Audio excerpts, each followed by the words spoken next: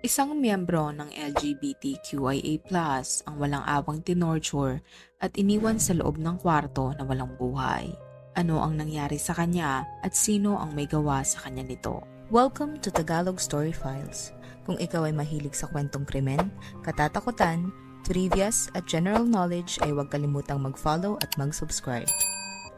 Si Landy Martinez ay pinanganak sa Cuba at lumaki sa Miami kasama ang kanyang pamilya. Siya ay isang masipag at matalinong bata base sa mga nakakakilala sa kanya. Habang siya ay lumalaki, nararamdaman niya na may kakaiba sa kanya. Kaya naman noong siya ay tumungtong sa edad na 18 years old, siya ay nag-confess sa kanyang pamilya na siya ay isang bakla. Sa kabila ng pag-amin sa kanyang kasarian, ay tinanggap pa rin siya ng kanyang pamilya. Desidido si Landy na maging matagumpay sa buhay. Kaya naman siya ay nagsipag sa pag-aaral at siya ay nakapagtapos ng high school. Matapos niyang makagraduate, lumipat siya sa St. Petersburg para doon humanap ng trabaho. Nag-apply siya at natanggap sa isang assisted living facility. Isang tirahan kung saan ina-assist nila ang matatanda o ang mga taong may mga disabilities. Sa kanyang pagtatrabaho ay nakilala niya si Gail Rick. Si Gail ay naging matalik na kaibigan ni Landy.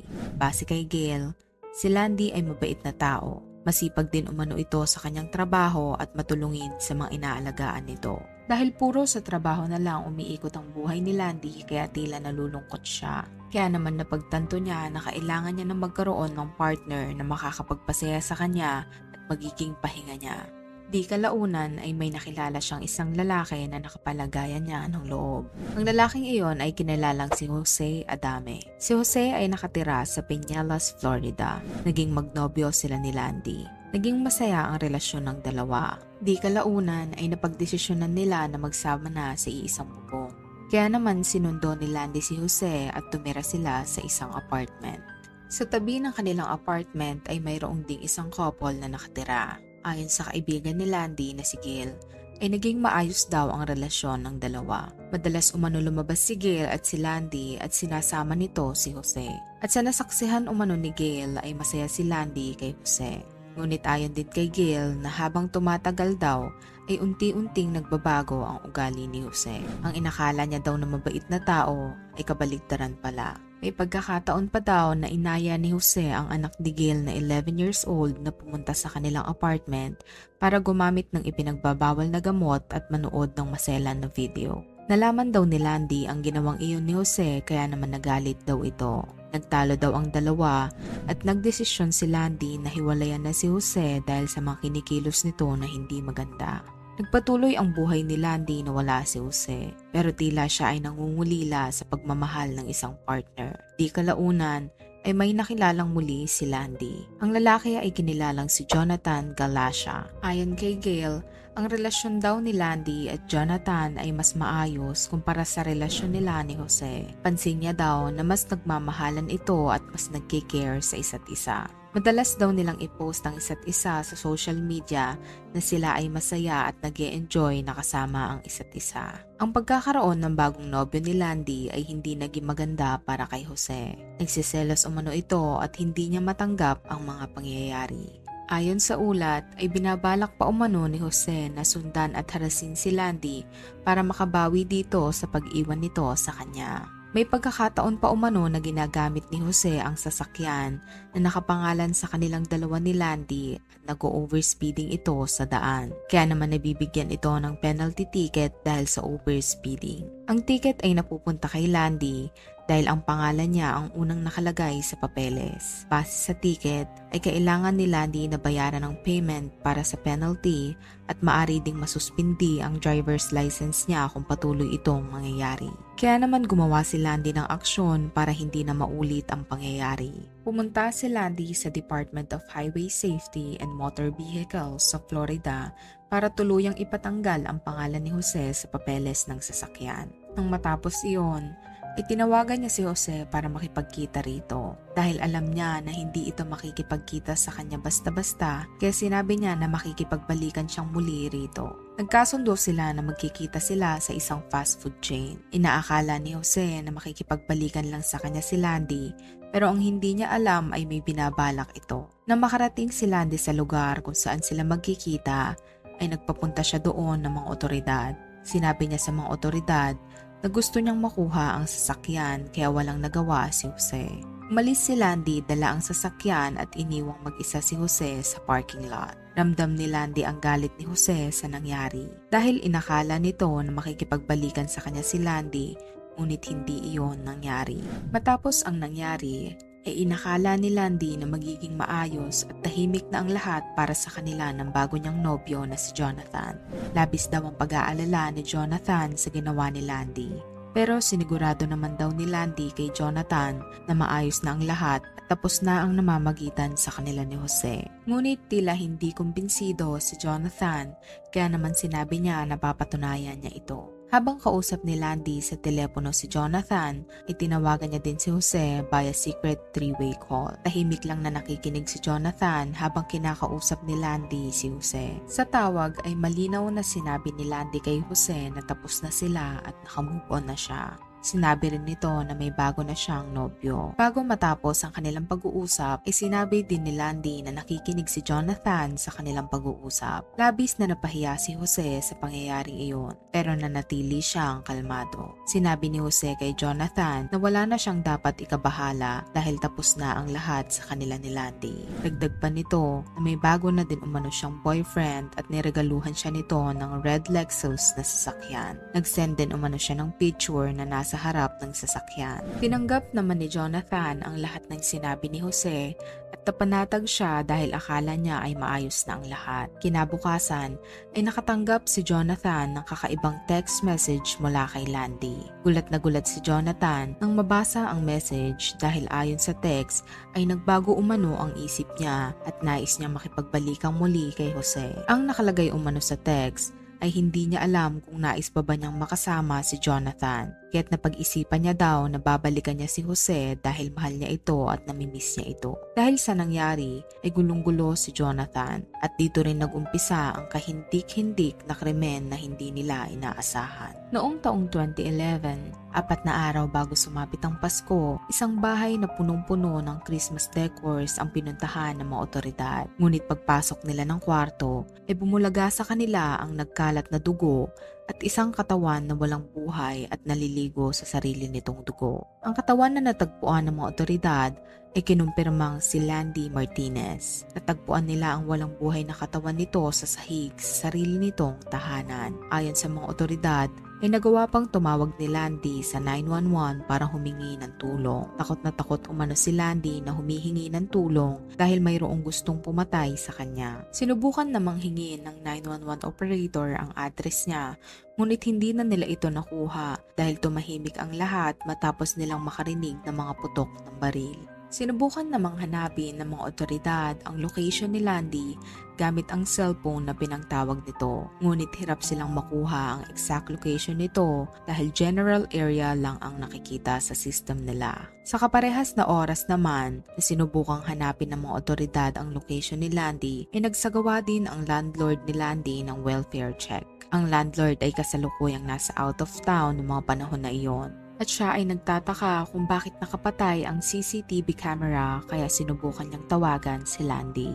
Nagsimula na umanong mag-alala ang landlord dahil hindi rin sumasagot sa tawag si Landy. Kaya naman tumawag na ito sa mga otoridad at ibinigay ang address ng kanyang apartment. Ang address na ibinigay ng landlord ay nag-match sa address na hinahanap ng mga otoridad, kaya agad-agad nila itong pinuntahan. Nang sila ay makarating sa address, ay nakita nila na basag ang bintana nito. Maging ang door handle ay sinira din, kaya nakumpirma nila na may mga nagpumilit na pumasok dito. Napansin din nila na ang 70 inches flat screen TV ay inalis sa wall. Kaya ang anggulo na tinitignan ng mga otoridad ay maaring pagnanakaw ang nangyari. Makalipas ang ilang oras ng pag-iimbestiga ay mas lalo silang nagsuspecha dahil mayroon umanong 2 magazine salesman na nag-aalok sa bahay-bahay. Mayroon din umanong 2 pang lalaki na nakita na naglalakad ng mabilis mula sa direksyon sa pinangyarihan ng krimen patungo sa sasakyan na nakapark sa dulo ng kalsada. Sa pag-iikot ng mga otoridad sa buong bahay, inapansin nila ang mga patak ng dugo. Nang sundan nila ito, ay napunta sila sa CR. Nang mabuksan nila ang CR, ay nakita nila na punong-puno ito ng dugo na tila ba may tinorture sa loob nito. Sinubukan din nilang tignan ng kwarto malapit sa CR at doon nila nakita ang katawan ni Landy na wala ng buhay.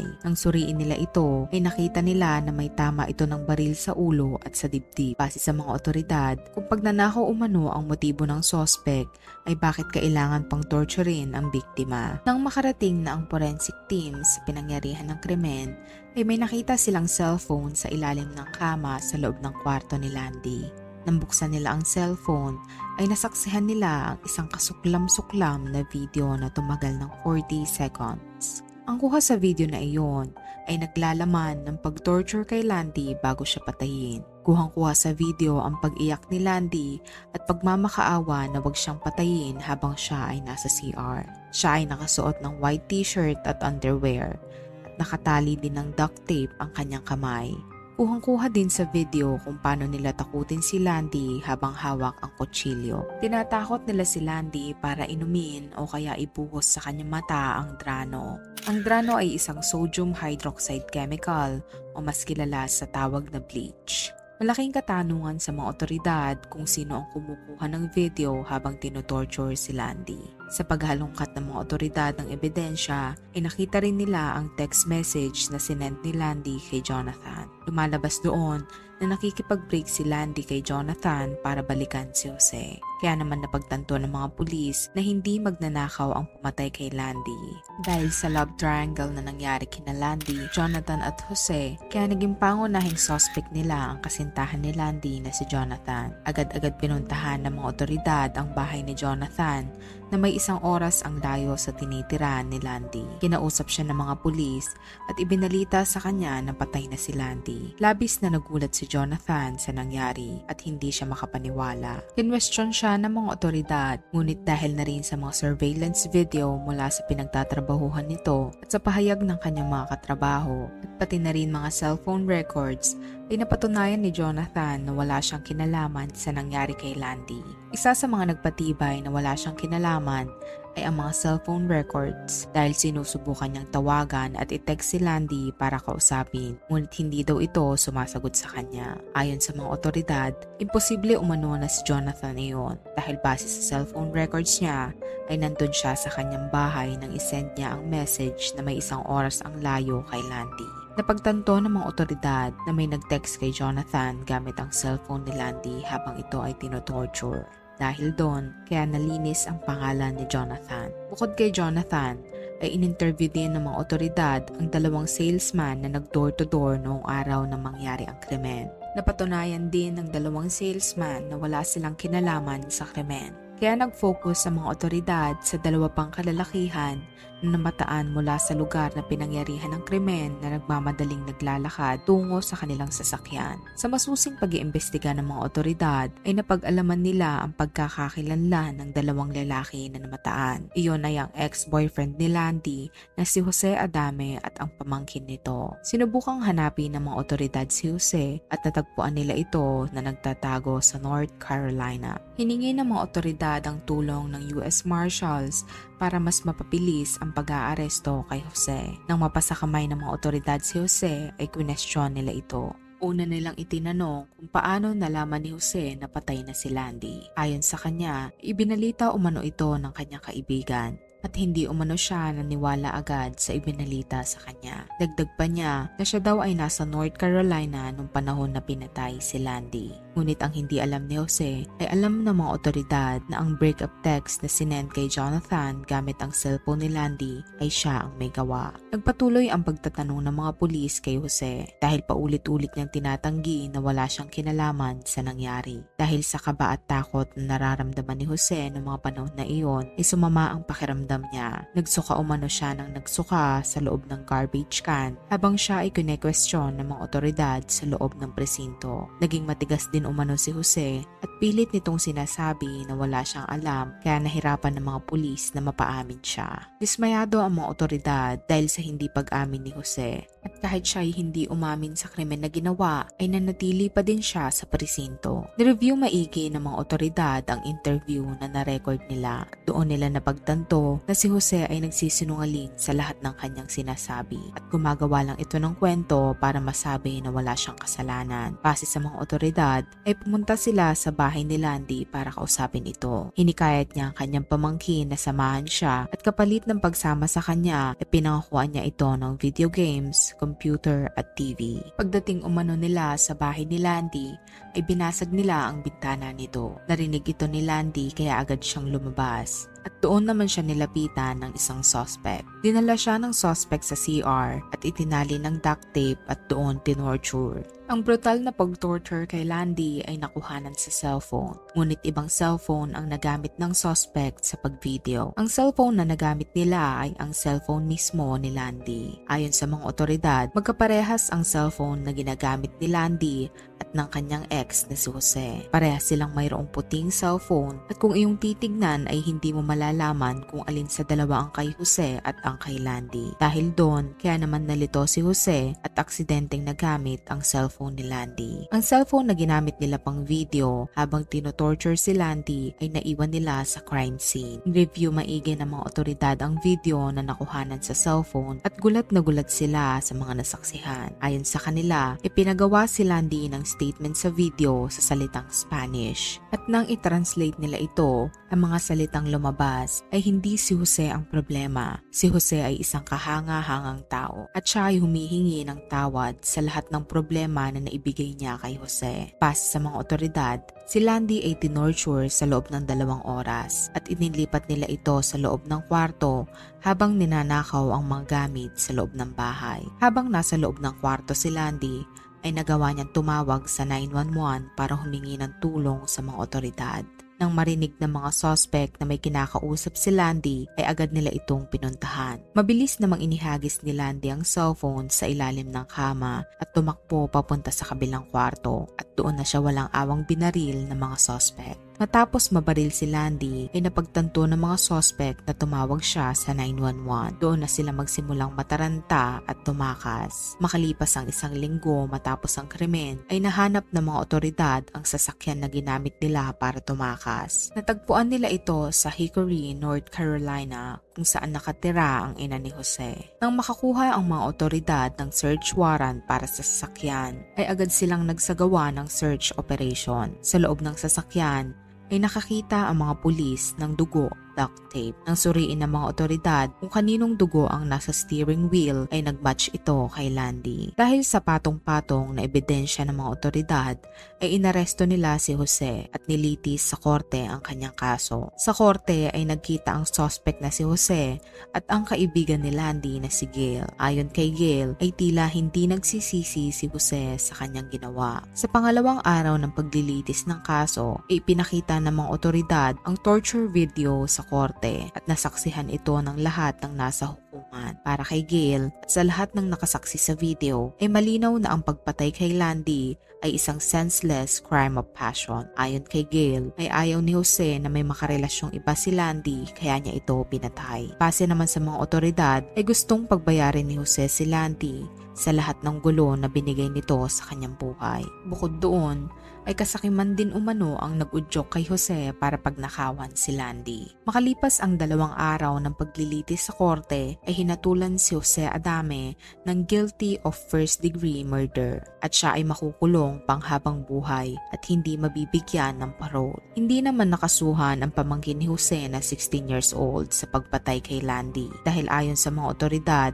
ay wala silang sapat na ebidensya na magpapatunay at tumulong siya sa pagpatay kahit na alam nila na sangkot ito sa krimen. Ayon kay Jose, ang pamangkin niya umano ang bumaril kay Landy. Ngunit kahit iyon ay totoo, hindi nila maaring ikulong ang bata hanggat walang matibay na ebidensya o pag-amin mula sa kanya. Habang si Jose ay nakakulong, ang kanyang pamangkin naman ay nananatiling malaya. Umaasa ang mga mahal sa buhay ni Landy na lalabas ang totoo at mapapanagot ang lahat ng may sala sa karumal-dumal na pagpatay sa kanya. Kaya't paalala sa lahat ng aming manonood na maging mapili sa taong mamahalin at pagkakatiwalaan. Kung ikaw ang tatanungin, sa iyong palagay, dapat bang makulong ang pamangkin ni Jose?